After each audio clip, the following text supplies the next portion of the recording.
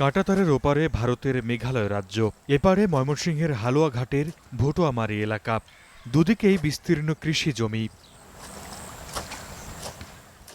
তবে কাঁটাতারের নিচ দিয়ে গেছে ড্রেনেজ পাইপ, যা শুধু পানিই নয়, মাদক ও মানব পাচারের এক অভয়ারণ্য। ধারণা করা হচ্ছে এই পথেই পালিয়ে গেছেন হাদি হত্যা মামলার প্রধান আসামি ফয়সাল করিম মাসুদ ও তার সহযোগী আলমগীর, যাতে সহায়তা করেছেন স্থানীয় ফিলিপ স্নাল। ফিলিপ মূলত গারো আদিবাসী। এখানে তার বাবা মা থাকে। ও নালিতে বাড়িতে বিয়ে করেছে, ওখানে থাকে। ওখান থেকে এখানে আসা এগুলো কাজে সে জড়িত। তাদের একটা গ্রুপ ছিল, নাম ছিল আলফা। ওই গ্রুপে সে কাজ করতো।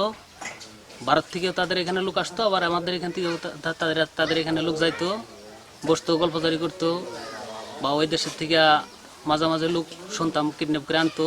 আওয়ামী লীগ সরকারের যদি কোনো লোক থাকে যে তার সংগঠনের লোক, এখন তো বর্তমান দেশে গণ্ডগোল, তো তাদেরকে সুবিধা দেওয়া হয় কি ভিতরে যাওয়ার জন্য, বিএসএফ আটকায় না তাদেরকে। পাচারের এই রুটের পাশেই ফিলিপের বাড়ি।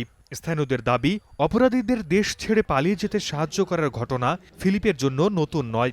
দীর্ঘদিন ধরেই মানব ও মাদক পাচারে জড়িত তিনি। এই রাইতে 3টা নাই 4টা নাই আমার বাড়ির পাশ দিয়ে ফোনটা চলতে আছে। হচ্ছে যে এত ভয়ঙ্কর মানুষ হয়ে জুড়ে কথা কইলে তারা হমকি হামকা পারে। ওনাকে ডরে ভয়ে কথা কইলে আমাকেও গুলি করে মারি আলতেছে, এরকম হমকি হামকা পারে। আমাদের বাড়ির কাছে রাস্তা সবসময় নিগুনি করে। আসলে বাস্তবে হ্যাঁ, লোক বেশি ভালো না, এটা আমরা জানতাম। টাকা পয়সার বিনিময়ে তো পার করে, মাংনা তো আর কেউ পার করে না। ওরা টাকা যখন একজনের কম দেয় তখন আর পার্টনারশিপ আরেকজনে বলে দেয় আমার তো কাজ দিছে না, হেরে দিছে। তাড়াতাড়ি খুচাখুচি করে আরো কয়েকবার পুলিশ যা হামলা হয়েছে, ধরার চেষ্টা করছে। আমরা গ্রামবাসী মিললেও লাশ পর্যন্ত আমরা ব্যর্থ হয়েছি।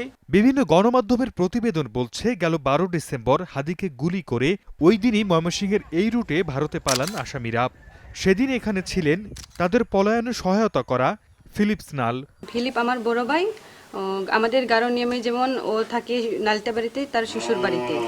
এখন এখান দিয়ে যে এরকম ঘটনা ঘটছে এটা আমরা কেউ জানি না। শুক্রবারে আমার ভাই আসছে 10টা নাগাদ আমাদের বাড়িতে আসছে। মা অসুস্থ ছিল, তার ছোট ছেলেকে নিয়ে আসছে। পরে আসার পরে আবার 2টা-3টা নাগাদ ও বাড়িতে চলে গেছে, পরে আর আসে নাই। গত 15 ডিসেম্বর ফিলিপ স্নালের 2 সহযোগীকে আটক করেছে বিজিবি।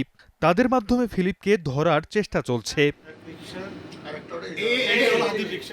12 ডিসেম্বর জুমার নামাজের পর রাজধানীর পুরানা পল্টনের বক্স কালভার্ট রোডে গুলিবিদ্ধ হন ইনকিলাব মঞ্চের আহ্বায়ক শরীফ ওসমান হাদি।